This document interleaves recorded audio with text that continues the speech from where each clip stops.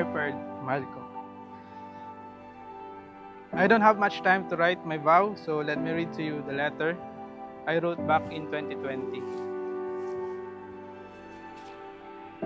My beloved and beautiful girlfriend, mahal ko, my pearl, I am blessed to have you as my special someone.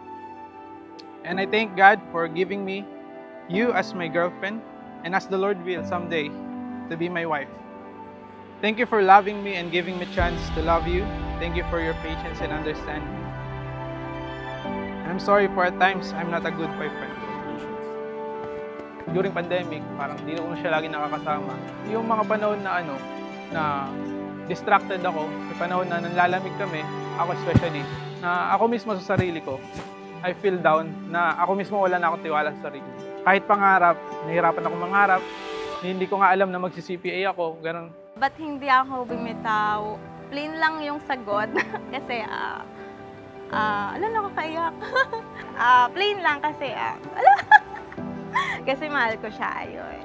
Hindi yun ganon kababaw para lang, dahil lang doon sa ganong reason, maghiwalay kami. I believe na yung nangyari that time is temporary lang. Testing yun ng Panginoon kung paano kami in the future. Kung paano kami kakapit, paano kami mananalangin sa isa't isa, paano kami makakasurvive.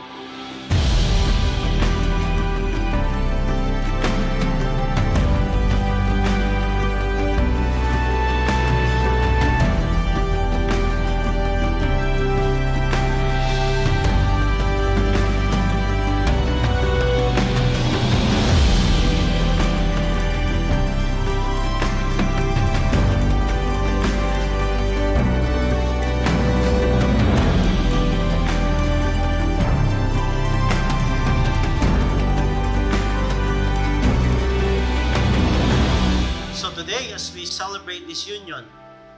Let us consider what the Apostle Paul teaches about marriage in Ephesians 5, verse number 22 to verse 33. That marriage is meant to be a picture of Christ's relationship with His church. The church, it is called the bride of Christ, and He died for His church. A church is composed of believers who chose by God according to His purpose.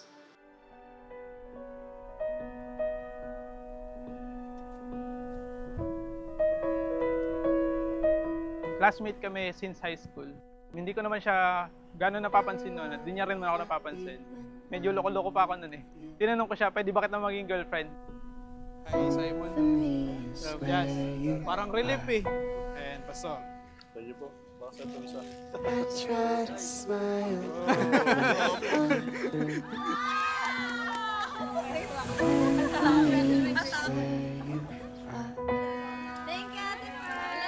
Lagyan ko dapat hindi ko siya in-expect kasi bata pa namin.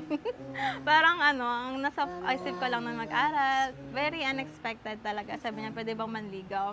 So, sabi ko, ganon lang yun nasa isip ko. Parang, hindi, ganyan. After nun, naging magkaibigan lang kami, naging mag-best friend. Then college, ayun na, classmate pa rin kami. Although, andun yung parang pag-ask ng ligaw. Pero, yun nga lang, lagi ako nag-reject. Matagal na paghihintay. Kumbaga, yung prayer pinanalangin talaga. I won't be happy till I'm with you.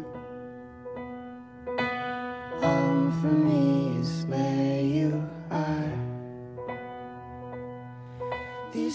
Mabait, masayahin, masarap kasama, ganun.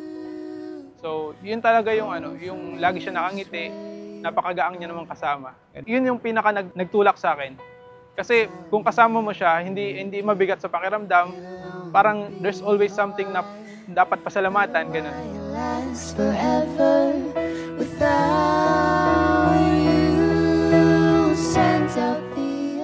Please don't grow tired of me, but what I wanted is this, that you grow old with me. I love you. Someday we'll walk down the aisle as husband and wife before the Lord. You kept on choosing me, and that is our vow na piliin parati ang isa't isa, no matter how tough it gets. But the most wonderful realization is that bago natin piliin yung isa't isa, it is God Himself who chose me for you. And you for me.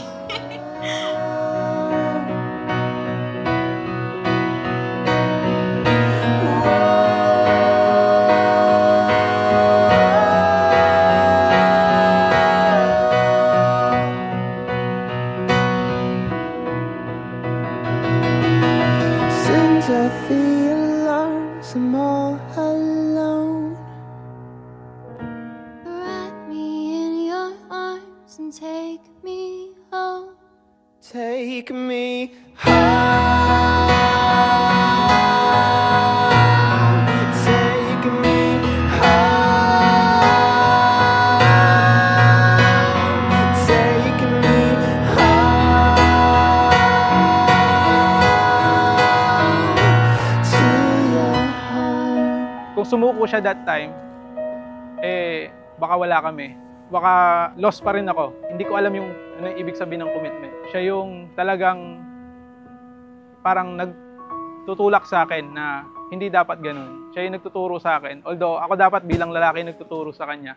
Sa kanya ko natutunan yung commitment.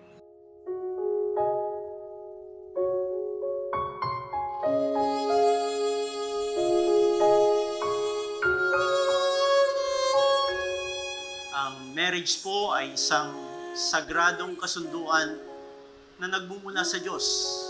Hindi lang ito nagmumula sa isang pirasong papel at pagkatapos ay wala na. So it emphasizes the eternal and sacred nature of the commitment. I did wonder what He planned to do.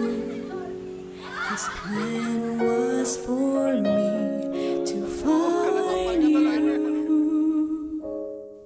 So here I am, trusting in. At tulad ng isang pastol sa Psalms 23, I will be a good shepherd sa bubuuin nating pamilya. I will be a good husband to you. A good father sa ating magiging 12 anak. Mahal ko, by the grace of our God, I promise to provide for you and our family. I promise to protect you, to always look after your health and happiness, not just physically but also spiritually. I promise to cherish, celebrate, and adore you in this lifetime. I love you. This journey with God, let us praise Him together, serving as one.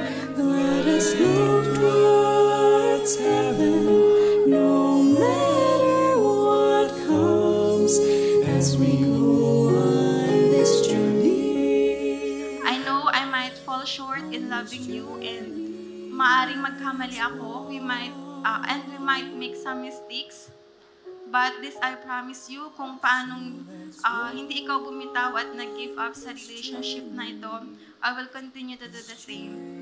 To hold you in high regards, what the Lord has entrusted to us, to always remember how we prayed for this, to always remember those days na we are in doubt but never gave up because we kept on choosing to be with each other. So Patrick, we now kiss the bride. Alam ko, ramdam mo na mahal kita at alam ko na mahal mo ako. So ito ay start pa lamang, hindi pa ito ang end. Mon amour, I love you, mahal kita.